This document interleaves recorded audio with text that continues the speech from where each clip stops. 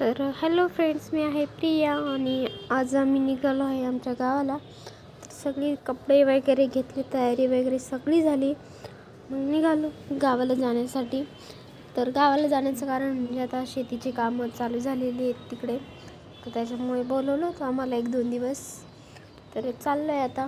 तर हे बघा हॉटेल्स किती भारी दिसत आहेत, मस्त पुढे हिरवं हिरवं गवत, रोडचा व्ह्यू काय छान दिसतो, नाशिक हायवे।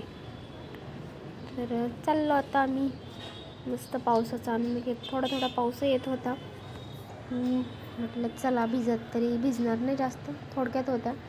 आणि हा डोंगर दिसतो, हा अंजनीचा डोंगर आहे। धुकं असल्यामुळे ते क्लिअर काही दिसत नाही एवढं। तर हा बघा हा उंच दिसतोय फक्त, बाकी ते नाही क्लिअर दिसत आहे। तर झाडच खूप आहेत त्या रोडला, तर म्हटलं चला लवकर जाऊया अंधार पडायच्या आत। तर हे बघा हा जे धरण दिसतंय हा बेजाचं धरण आहे। तर हे आता सध्या पूर्ण भरलेलं आहे। तर हे बघा आता पोचलो डायरेक्टली धरणावर, कारण तिथूनच जायचं होतं। तर चला म्हटलं 1-2 व्हिडिओ शूट करू किंवा फोटो काढू।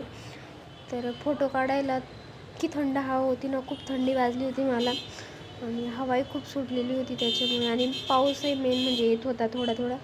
म्हटलं जास्त आला तर परत भिजणं, म्हणून थोडक्यातच व्हिडिओ काढला। तर ह्या बघा धरणाचा व्ह्यू असं काही दिसत आहे। तर पूर्ण पाणी बघून मला खूप भीती वाटते, त्याच्यामुळे काही जवळ जास्त आम्ही गेलो नाही, बांधावरूनच फोटो व्हिडिओ काढले। खाली जाण्यासाठी पायऱ्या पण आहेत, पण नाही गेलो आम्ही, म्हटलं नको, कारण मला पाणी बघितलं का खूप भीती वाटते। इकडे खाली आहे हे बेझे गाव आहे, आणि तिकडे चाकोरे आहे ते।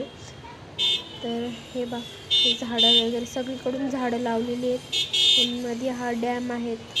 तर आता पूर्ण ओव्हरफ्लो झालेला आहे, त्याच्यामुळे बेझेकरांना पाण्याची चिंता नाही, भरपूर असं पाणी आता शिल्लक आहे शेतीसाठी, पावसाळा संपल्यावर नाही का। आता भात शेती सगळी झालेली आहे त्यांची, सगळं बाकीच्या लोकांची, ज्यांची राहिली असेल ते आता, पाऊस पण सुरूच आहे।